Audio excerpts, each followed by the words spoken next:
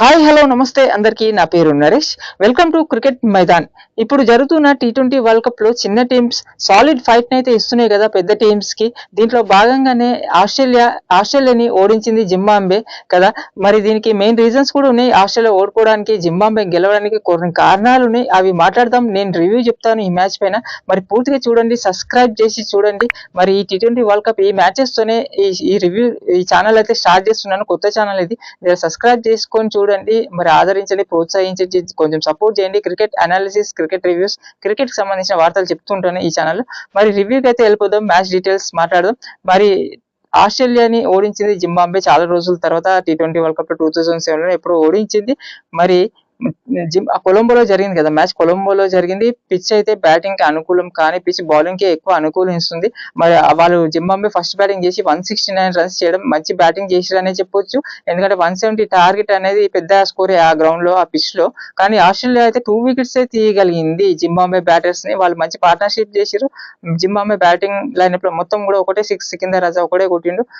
170 target అయితే set చేసారు. మనం ఆస్ట్రేలియా టీం అయితే ఈజీగానే కొడుతుంది, ఈజీగా చేజ్ చేస్తుంది. ఎందుకంటే జింబాబ్వే ఆస్ట్రేలియా బ్యాటింగ్ కూడా లైనప్ కూడా చాలా బాగుంటుంది కదా. ఎప్పుడైనా టీమిండియా ఇప్పుడు ట్రావిస్ హెడ్ ఉన్నాడు, దాంట్లో జాస్ ఇల్లింగ్స్ ఓపెనర్స్, తర్వాత Cameron Green, Tim David, Maxwell, Stoinis, ఇట్లా బ్యాటింగ్ లైనప్ అయితే పెద్ద బ్యాటింగ్ లైనప్, మంచి బ్యాటింగ్ లైనప్. కానీ రెన్షా ఒకటే ఆడిండు, 65 నాట్అవుట్ తో రెన్షా ఒకటే ఆడిండు. అది కంప్లీట్ అయితే చేయలేకపోయిండు. అది చేసి మిగతా బ్యాటర్స్ కుప్పకూలిపోవడం, సపోర్ట్ లేనితో మరి ఆ వికెట్ లో ఆ పెద్ద స్కోర్ అని చెప్పుకోవచ్చు. కానీ ఆస్ట్రేలియా అయితే జింబాబ్వే మంచి స్కోరే కొట్టింది ఆస్ట్రేలియా బౌలర్స్ ని. మెయిన్ కారణం ఏంటంటే ఆస్ట్రేలియా లైనప్ లో మెయిన్ బౌలర్స్ లేరు. అది ఒక పెద్ద లోపం అన్నమాట, పెద్ద కారణం అయిపోయింది. Pat Cummins, Hazlewood, Mitchell Starc లేడు, అట్లనే మిచెల్ మార్ష్ కూడా లేడు. వీళ్ళందరూ ఉంటే ఫుల్ఫిల్ గా ఆస్ట్రేలియా టీం బలంగా కనిపించేది. వాళ్ళని చూస్తేనే ఇది ఉండేది, ఫస్ట్ సగం ఓడిపోయే వాళ్ళు జింబాబ్వే. ఆ విధంగా ఉంటుండే అనమాట టీం అని చెప్తున్నా. మరి ఆ జింబాబ్వే బౌలింగ్ ఇది ఒక ప్రధాన కారణం ఏంది. మ్యాక్స్వెల్ ఒక వికెట్, స్టోనీస్ ఒక వికెట్ తీసినట్టున్నాడు. దీంట్లో ఇప్పుడు నేథన్ ఆలిస్ మెయిన్ బౌలర్ ఉంటే ఒక వికెట్ కూడా తీయలేదు, రన్స్ కూడా ఇచ్చిండు. జంపా కూడా రన్స్ చాలానే ఇచ్చిండు. బౌలింగ్ లో పెద్ద పర్ఫార్మెన్స్ చేయలేదు ఆస్ట్రేలియా, కానీ బ్యాటింగ్ లో మాత్రం చేంజ్ చేస్తారు అనుకున్నాం. కానీ జింబాబ్వే బౌలింగ్ మాత్రం చాలా బాగా వేసారు, చాలా బాగా మంచి బౌలింగ్ చేసారు. ఫీల్డింగ్ కూడా చాలా బాగా చేసారు. ఆ క్యాచ్ కూడా చేసాం కదా, ఇది ఈ వరల్డ్ కప్ లోనూ అది బెస్ట్ క్యాచ్, మరి క్యాచ్ ఆఫ్ ద టోర్నమెంట్ కూడా అని చెప్పొచ్చు. అట్లాంటి క్యాచెస్ పట్టారు కదా. జింబాబ్వే ఫీల్డింగ్ కూడా చాలా బాగుంది. మరి బౌలింగ్ లో మెజర్ బాని 4 వికెట్లు, బ్రాడ్ ఎవెన్స్ 3 వికెట్స్ తీసినాడు. కానీ ఆ చేజ్ మాత్రం ఆస్ట్రేలియా చేయనీయలేదు. మరి దీనికి కారణం ఇంకోటి ఉంది. జింబాబ్వే అయితే డే లైట్ లో ఎక్కువ ఆడతారు, పగలు పుట్టిన టీ20 మ్యాచెస్ వాళ్ళు డే లోనే ఎక్కువ ఆడతారు. అదొక ప్లస్ అయింది వాళ్ళకి. ఆస్ట్రేలియా టీ20 మ్యాచెస్ ఎక్కువ నైట్ టైమ్ లో ఆడుతుంటది కదా, నైట్ టైమ్ లో ఎక్కువ ఆడుతుంటారు వాళ్ళు.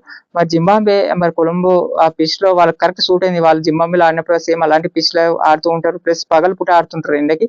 అదొకటి వాళ్ళకి కూడా ప్లస్ అయింది. కానీ ఆస్ట్రేలియాలో మెయిన్ లోపం అయితే బౌలింగ్ లోపం. ఈ టీం సరిగా ఫుల్ఫిల్ గా లేకపోవడం ఒకటి. అయినప్పటికీ బ్యాటింగ్ అయినప్పుడు కొట్టలేకపోయినారు. మరి ఇట్లాంటి షాక్స్ పెద్ద టీమ్స్ ని ఓడగొట్టడం ప్రతి వరల్డ్ కప్ లో జరుగుతుంటది. పోయినసారి వరల్డ్ కప్ లో మరి ఆస్ట్రేలియా అది యుఎస్ఏ ఓడగొట్టింది, పాకిస్తాన్ యుఎస్ఏ ఓడగొట్టింది.